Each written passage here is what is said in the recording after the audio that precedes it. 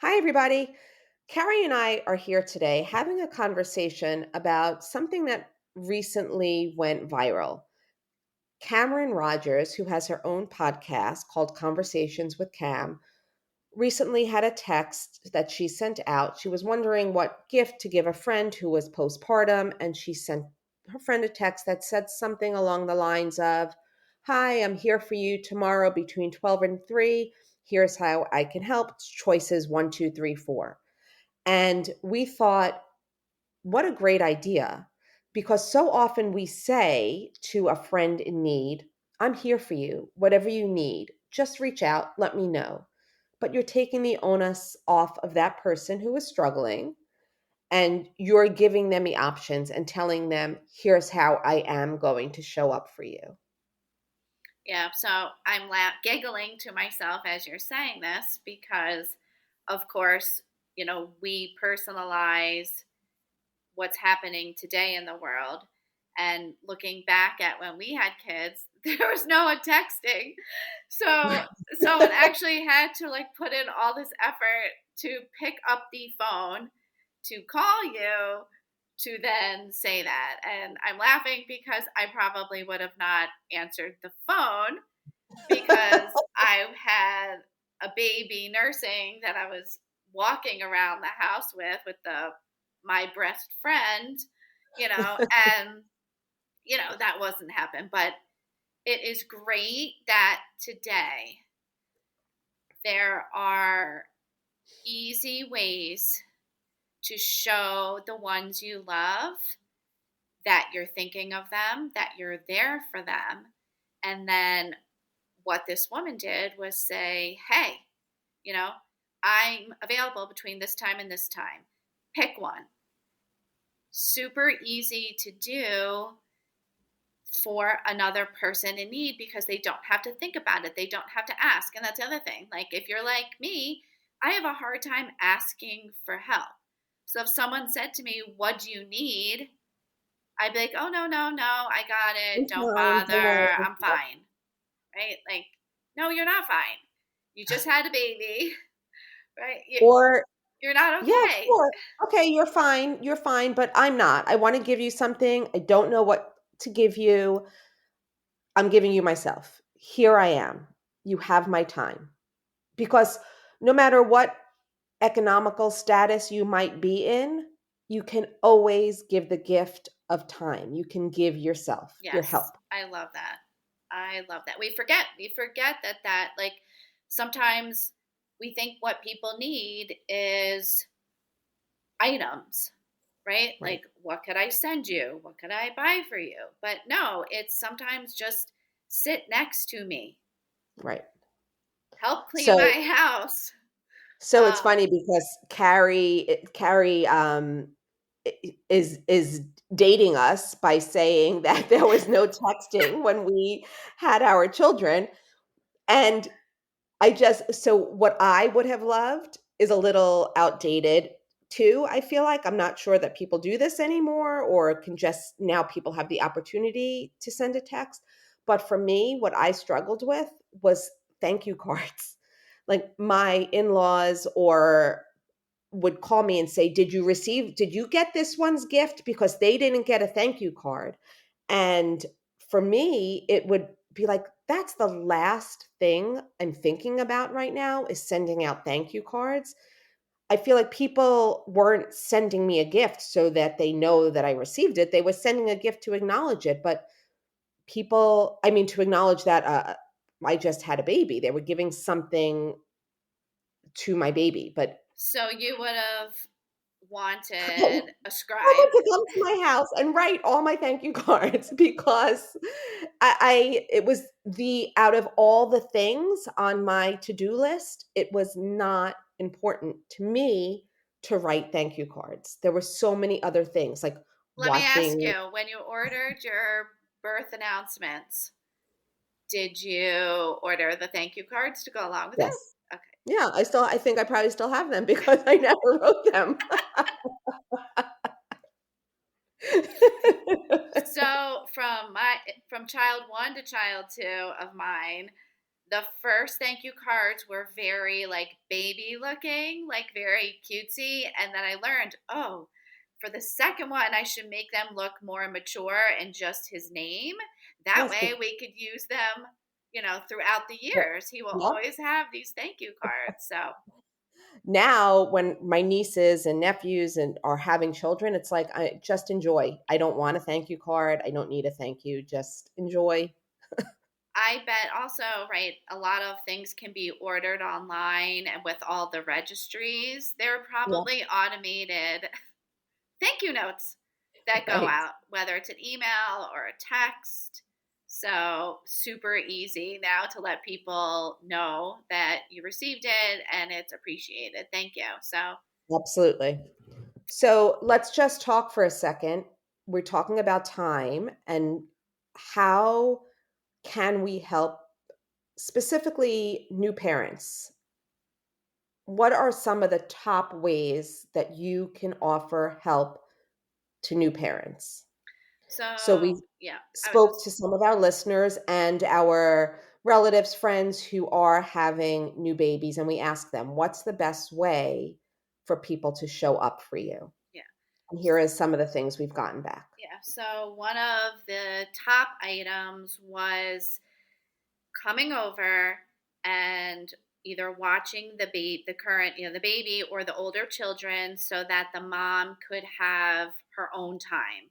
So get in a shower, sleep, run an errand, just have her own time so that she can take care of something for herself because it's all consuming. We know you're not sleeping and you're not taking care of any of the other household items, or if you have other children, it's hard even to find the time to be with the other children when you have that newborn, especially when they're not sleeping and you're sleep deprived. So, showing up, offering your time to either watch the baby or the other children so a mom could have alone time.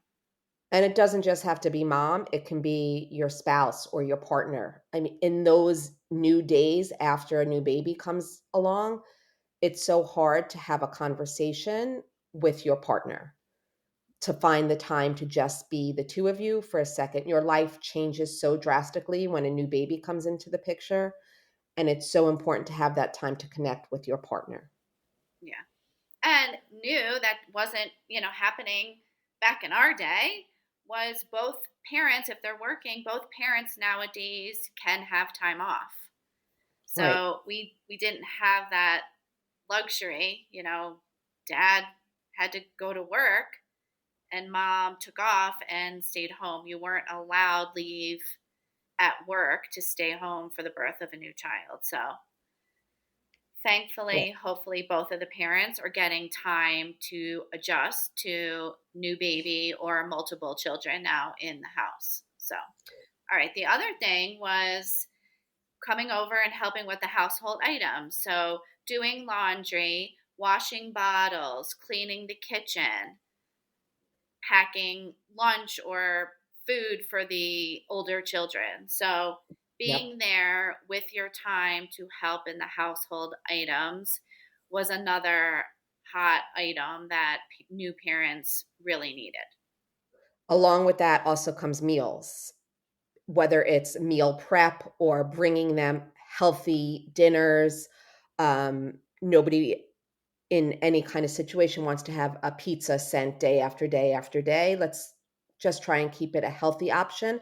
And if you are offering, it's okay to say to somebody, hey, listen, I'm making salmon and vegetables for my family tonight. I'm bringing you over a portion as well. Right. Or that would be the other, text could say, I'd love to make a meal for you. Do you want A, B, C?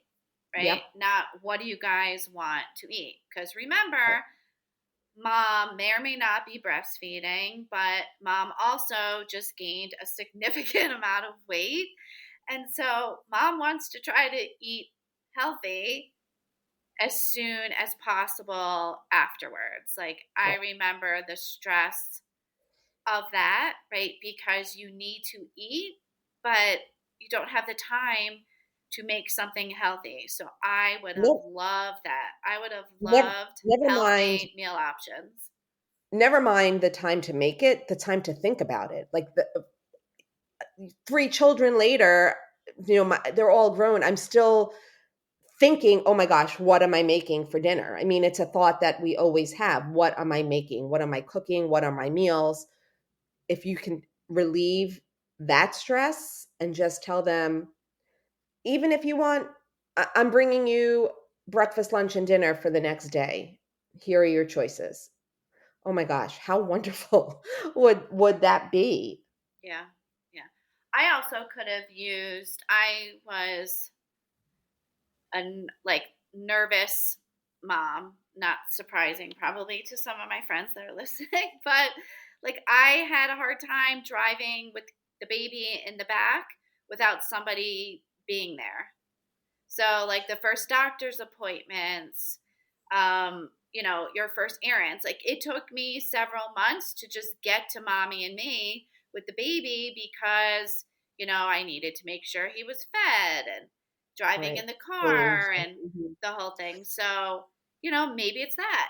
Maybe I would have So would loved you have to. wanted someone to come with you to Yes, the classes? yes. Just to sit in the car with them? Just to come around in the car, like to kind of prove to me, An like, extra pair of oh, yes, you could do this. You could do this. And you know, support on my hands. Yep. husband was, at work. He couldn't take Right. time off for work. I was working, so I was taking time off for work. So, yeah, I would have loved to have had, maybe someone with me on those first journeys. Not, but yeah, I know you got to rip off the band-aid and do it yourself, but I would have enjoyed that too. So, and childcare, right? So, if Oh, someone is offering, if it's a family member, if it's a friend, take someone up on their offer to watch your children. I yes. remember this being a big thing, or people get like, well, I don't want to just leave my child with anyone or the baby. I'll only leave it with my spouse, or maybe I'll leave it with the grandparent. But we have to start like getting, like, when people offer it up, like I'll give my situation. So I left work, I had the baby, I was going back to work full time. It then turned into part time, but I had to find someone to watch my newborn. My mother-in-law graciously offered. She loved babies. Like that was her happy, happy place. She had already had 6 grandchildren before mine. So she was experienced. I said no. I want and went hired a nanny, another person to watch Devin when he was a newborn baby when went back to work part time. Do you think maybe it had something to do with a control factor, that you had more say in somebody you were paying? Absolutely. Absolutely. It was the stupidest mistake. I would go back and do it over again differently. Of course, I would love for my mother in law to be the one to care for my child. But in that moment, as a new mom, I think I was concerned. Oh my God, I'm jealous. The baby's going to spend more time with my mother in law and not me as the mom. And what if she does things different than me? But in the end, it's all about who's just going to give love and attention and treat your child like in a safe manner, someone that you can trust. Someone who's going So, to take care of your child. yes, I would, and that decision might have changed everything, right? I went back to work part-time. I paid someone to stay with Devin, and after 6 months, like I just couldn't do it anymore. Like I missed him too much. It wasn't anything the nanny was doing, but I wasn't fitting in as a part-time mom. When I went to mommy and me, it felt awkward because those were stay at home moms or moms who worked full time. So it was really awkward being the part time working mom. But if anyone, that's my message to you. If anyone's offering to watch your child, if it's a family member, like take them up on it. Yes, Carrie, great advice. If somebody offers you help with your children, always take it. But what happens if it's not such a joyous time in someone's life? Let's say somebody's dealing with a child or parent in the hospital or the loss of a loved one. How do you show up for friends, for family who have are suffering or going through a difficult emotional time? Yeah. So I think the same principle that the greatest gift that we could give is your time really still applies to this situation, but being there to support a loved one during a hard time is essential. Like, we have to put aside our thoughts and feelings, our own emotions, because it's not about us, it's about them. And being there for support and just showing up. So, as we know, when someone has surgery or even when someone, passes, there's a lot of people that show up, right? There's a lot of people there at the very beginning. Yes. They're bringing food, they're organizing, they are just coming to visit, they are doing errands for you, whatever, setting up a meal train. But it's after those days pass, after the week or two passes, that the person, your friend who has lost someone, feels alone because everyone has left. And Right. this is how, when they are starting to deal with their grief. So, this is the really, really important time to be there for our friends. Just go over and visit, sit with them, even if you don't have the right thing to say. Just spend your time with them. Show up. 100%. Yes. So, I remember when I lost my dad. Um, it's true. Everybody leaves, and then you're left with this void of what do I do now? How do I move forward? And I think one of the most important things, and I try to keep this in mind for people who are suffering from a loss, the stories about the person, saying their name, just keeping their memory alive. You, on the other end of this, might think, oh my gosh, it's so awkward. I don't know what to say. I don't know the right thing to say. There's no right or wrong. It's just being there and talking about the person who passed. That's the greatest gift that you can give someone who lost someone, is to keep them alive. Right. They Not shy came, yep, away from talking about them, but saying, "Oh my gosh, this memory just came up on my phone. Let me share this with you." Or, "I was just in the car and I heard this song that reminded me of so and so. I miss them too." yeah. Just talking is such an important part of the grieving process. Right. And if you did not know the person who passed, ask questions about them. The person who is dealing with the loss does want to talk about them, does want to say their name. So Yes. ask questions, look at photos, tell me about them, you know. And we think about anniversaries and of the death and all that year, the first year of all the firsts can be so difficult. Just try and remember that your friend, your family member, they're dealing with those firsts. Reach out to them, a text, "I'm thinking about you today." And this is so important. There are going to be the people that don't want to talk about it, that don't want to answer your phone, that don't your phone call, that don't want to answer your texts. Remember, it's not about you. Don't take the opinion of, oh, so and so didn't call me back or so and so didn't respond to my texts.